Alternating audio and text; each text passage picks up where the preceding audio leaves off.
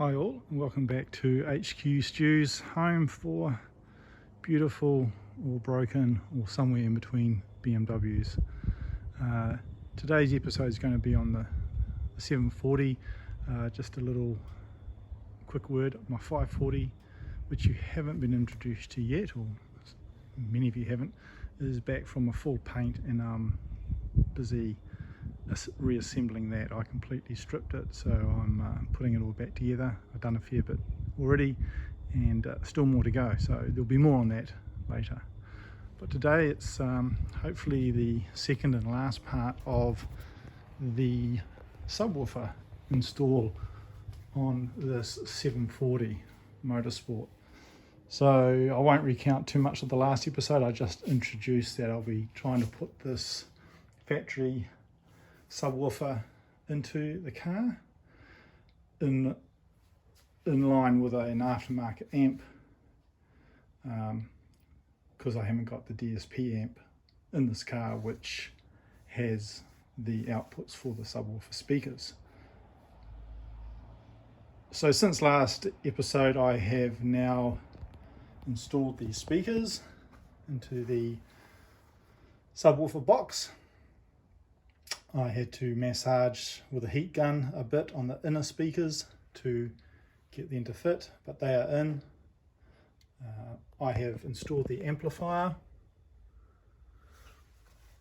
I didn't really have space in here to put it, unfortunately.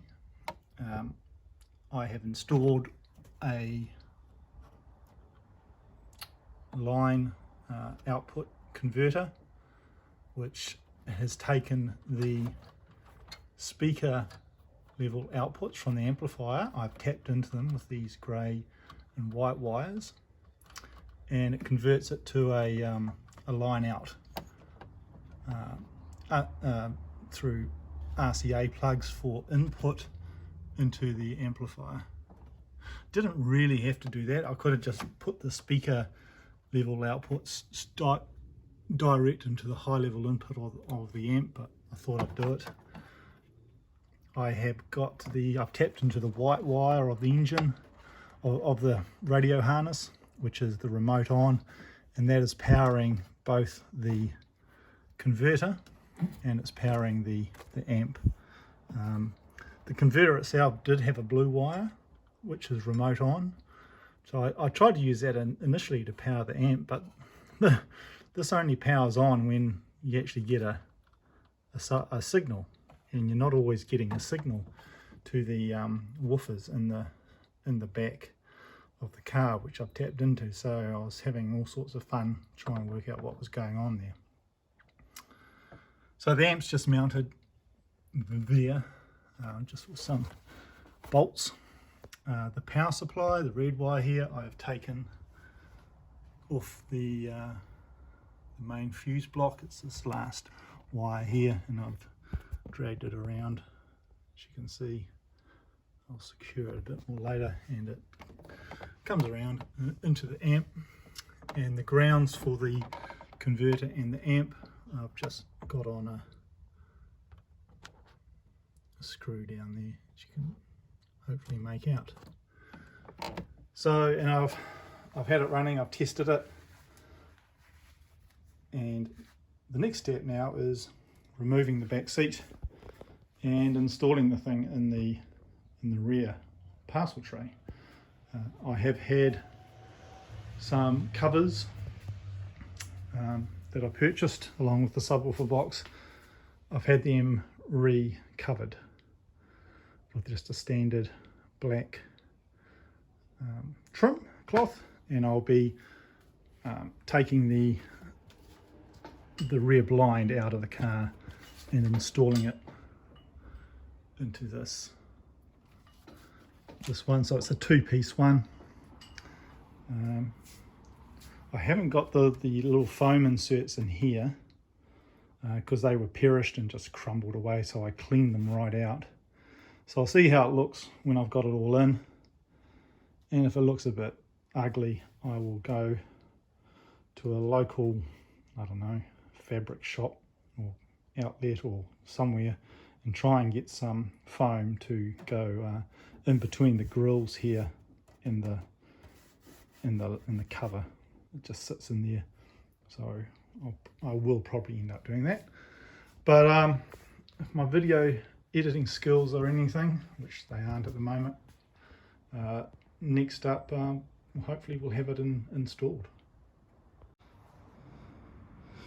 Okay, it's not that long later that the back seat's all out, so very quickly, just to get it out, the base just pulls up off these things.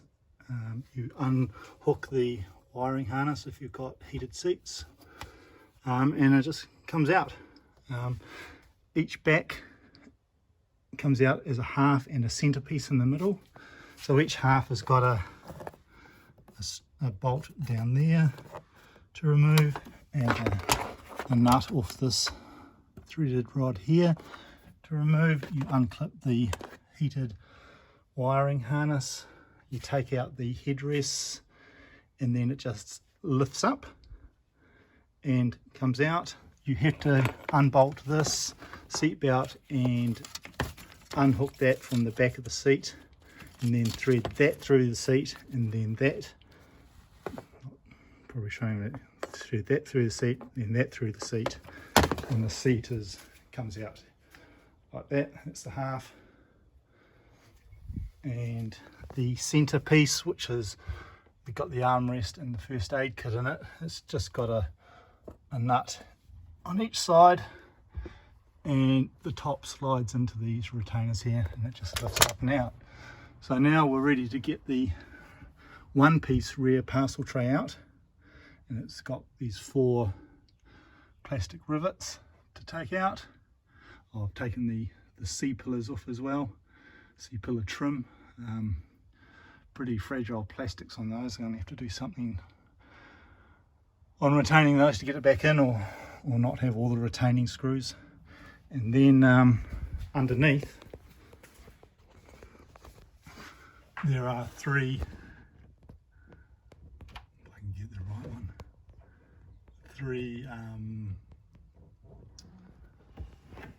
3 nuts to take off. There, one under there somewhere, one on the other side, that hold down the sunroof blind. They're 10 mils. Take those off, and then to pull the actual thing out, you have to lift it up enough to clear those studs where those 3 nuts are, and then I tend to just pull one end out, one side out first, and then usually find it'll pop out. So that's next. So here I've got the sunroof sort of lifted and ajar and loose. It's actually much easier with clearance as an E38 than E39. They're a real bitch. You've got to disconnect obviously the wiring harness to get it all out. Won't do it one-handed, I'll break it, but yeah, basically it's out. So onwards. Now, being a non-subwoofer car originally, it's got this bit of plastic trim in here to support the parcel shelf.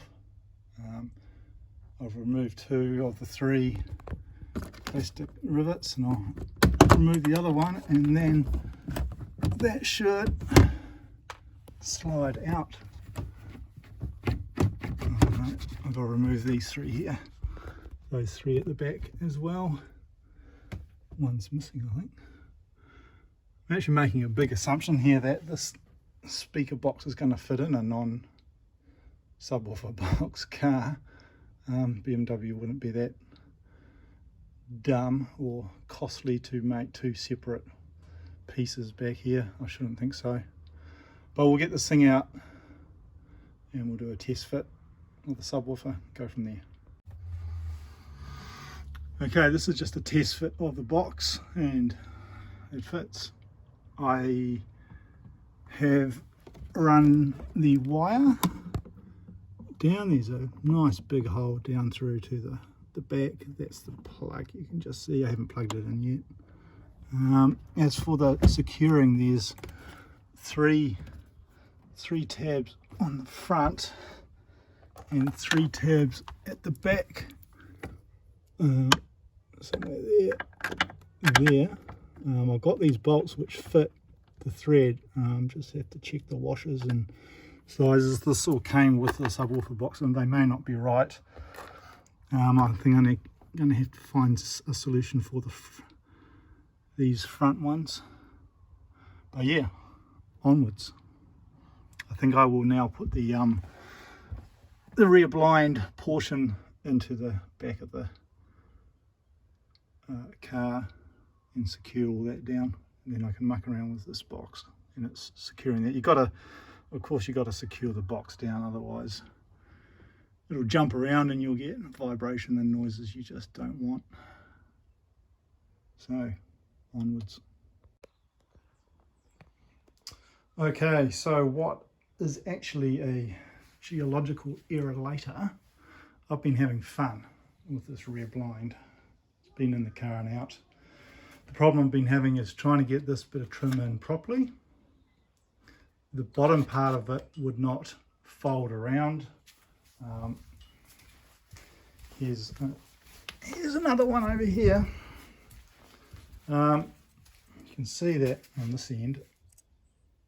It's got a fold in around, and it seems you can't do that with the blind bolted in place.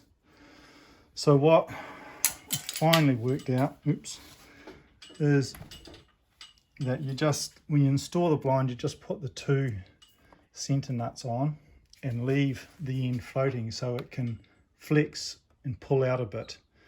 And what you do is you just manipulate the thing in until it seats, and then it actually pushes into the blind itself, into some holes in the blind itself.